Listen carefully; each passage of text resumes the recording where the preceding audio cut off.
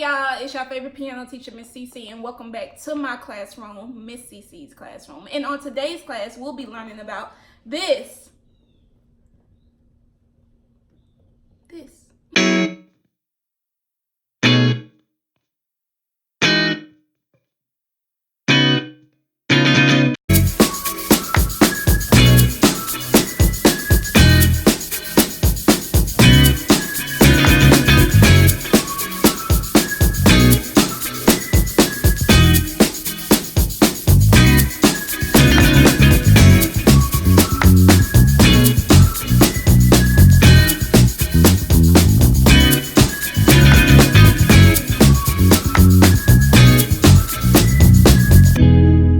Ladies and gentlemen, it's called a grand staff, and on today's class we will be learning 3 things about it.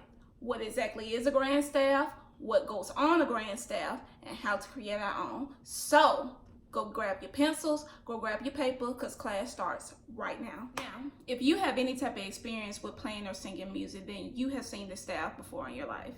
This is what we musicians call our grand staff, and the grand staff is comprised of 2 staves, a treble clef staff and a bass clef staff that are connected by this brace here. Now in the United States, we call them staffs, you know, our treble clef staff, our bass clef staff, but it is also known as a stave, S-T-A-V-E, in the United Kingdom. So tomato, tomato. Now a stave itself is defined as 5 lines and 4 spaces in between them. So as you can see on our staff, we have 5 lines, 1, 2, 3, 4, 5, 1, 2, 3, 4, 5, and 4 spaces in between. 1, 2, 3, 4, 1, 2, 3, 4. Now each line and space belongs to a certain musical pitch ranging from the pitches A through G. Now it's just a matter of determining which pitch goes on which lines and spaces, and that's what we are about to learn right now. Now, as I said before, our musical alphabet ranges from A to G. So now it's just a matter of determining which pitches go on which line and space. So, starting in our treble clef stave, on our lines, our 5 lines, we have E on the first line, G on the second line, B on the third line, D on the fourth line, and on the last and top line is F. So an acronym that I grew up using, that I know a lot of musicians use to remember this order for the letters, is every good boy does fine. So let's say it together. Every good boy does fine. Awesome. Now let's go to the line notes in the bass clef. Now on the bottom line is G, on our second line is B, on our third line is D, on our fourth line is F, and on our 5th line, our top line, is A. Now another acronym that I've also used with my students and that I grew up with was good boys do fine always. Let's say that together. Good boys do fine always. Now, let's say the acronym for the treble clef lines and for the bass clef lines, okay? So our first one, every good boy does fine. E, G, B, D, F. Now for our bass clef, good boys do fine always. G, B, D, F, A. Now moving on to our space notes. In the treble clef stave, we have F, A, C, E. We have F on the first space, A on the second space, C on the third space, and E on our last and 4th space. Now, if you guys haven't already noticed that these 4 letters spell a word, and that word is F-A-C-E, face. So that's an easier way for you guys to remember which letter goes on which space. Just remember the word face. Face.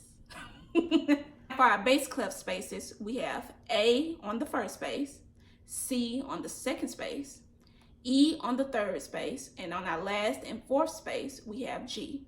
Now, here we have another acronym that we can use. It's all cows eat grass. In our treble clef stave, we have the word face, F-A-C-E. And on our bass clef stave, we have all cows eat grass. A, C, E, G. Now, a great way to practice remembering these is to write out a grand staff and to go about writing your letters on each line and space that it belongs to. And I'll be sure to show you guys how to do this once we go to the whiteboard. Now, one more thing that I want to mention about our grand staff is that there is an imaginary line that is specifically for one note. So right here, we have middle C, and middle C is on an imaginary line of its own. Now, as we go forth in our lessons and we start to incorporate the piano in our teachings, I'll show you guys where middle C is and how you can locate middle C on the piano. But just for the purpose of teaching you guys the grand staff, remember that the middle C is on an imaginary line in the space that separates the two staves. So the last thing I want to show you guys how to do before we go to the whiteboard is how to write out a treble clef sign and a bass clef sign. Now listen, I've been playing music for a while, but I still have problems when I'm drawing my treble clefs mostly, so bear with me. I'm gonna see if I can do this right the first time. All right.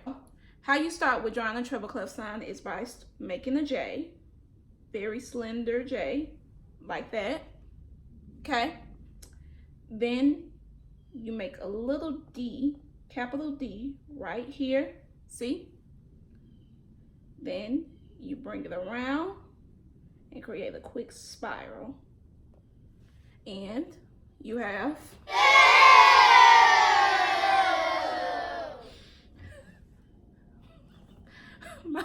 my triple clef side looked like it got, like it was shaking up. Oh, it's so hideous. I've always wanted to do that. J. Then you make a little D up here. Bring it around. Create a spiral.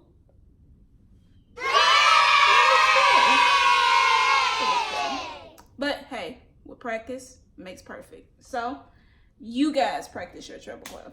Don't judge my treble clef, okay? Some of y'all may not even know how to make one, and I tried, okay? It looks decent. You know, you'll know what clef you in.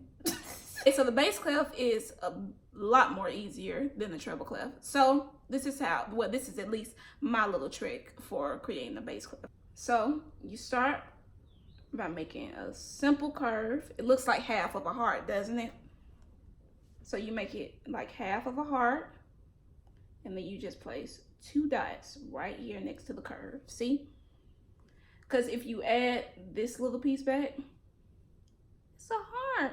Oh, no, but erase it. The thing, you got your bass clef, and it's that simple. Okay, you guys, we're at the halfway mark with learning about our grand staff. Now all we have left to do is to learn about the key signature and the time signature, and we're going to do that at the whiteboard. So let's roll.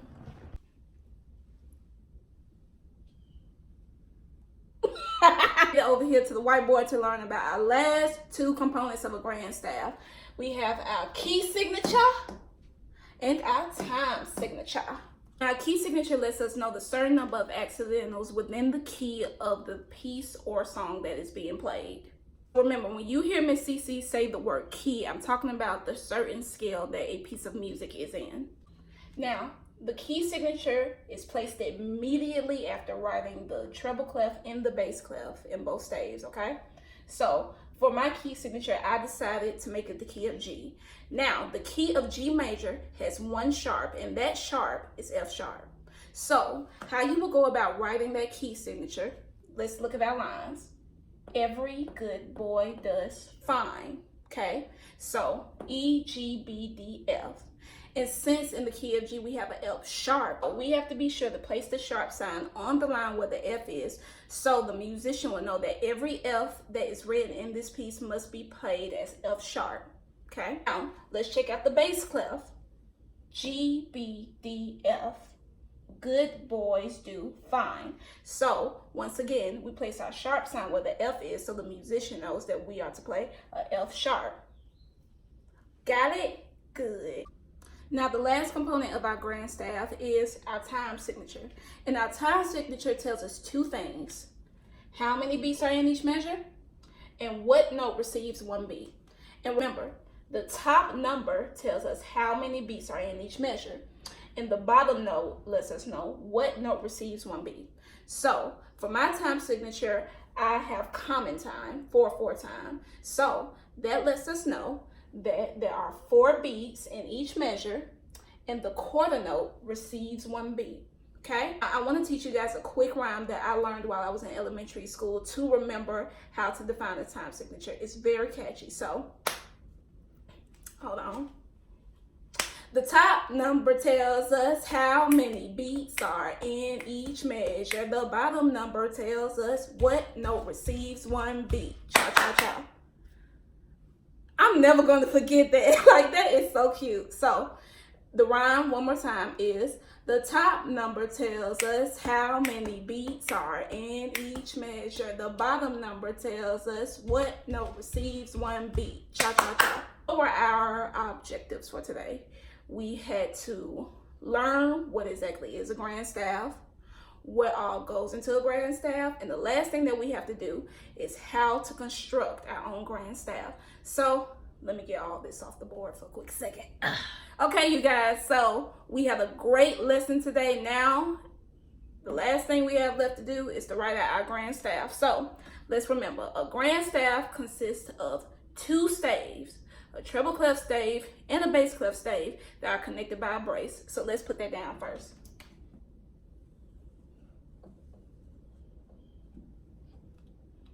So now we have our brace and our 2 staves. Now let's get our treble clef sign and our bass clef sign up there. So remember, slender J, little bitty D. Then you bring it around to a spiral, bow. Now, bass clef. Remember, it is half of a heart with 2 dots. And remember, you guys, those 2 dots have to go exactly right there. So you can remember to put the 2 dots right there because the F line is right in between the 2 dots. Got it? Good. Okay, what's next? Key signature. So just for practice, our key signature is going to be, let's put it in the key of D. Okay, so in the key of D, we have 2 sharps, F sharp and C sharp. So every good boy does fine, E, G, B, D, F. Okay, so that's our first sharp, F sharp.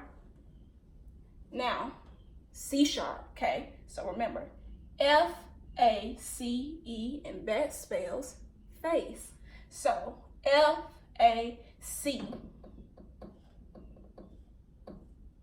And there we have written our key signature. Now, let's do it for the bass clef. F sharp. Good boys do fine. F. And what was our other acronym? All cows eat grass. A-C. And we have our key signature for the bass clef. Okay, so what was our last thing? Time signature. So remember, time signature has 2 numbers, our top number and our bottom number. So let's just make our time signature 4/4 again. So the top number is 4, and that tells us how many beats are in each measure. Ooh, ooh, ooh. Our bottom number, which tells us what note receives 1 beat. Cha cha cha. And you place it again in the bass clef stave. And just like that, ladies and gentlemen, you have written your own grand staff. Awesome for you. Great. I want to thank you guys for joining me in class today. I hope you guys learned a lot, and I hope that you guys go home and practice and retain this information so you can go ahead and get it in your brain so you can come back and I can give you more things to put into your brain. So until the next time we see each other, be kind to yourself, be kind to others, and go practice. Bye-bye.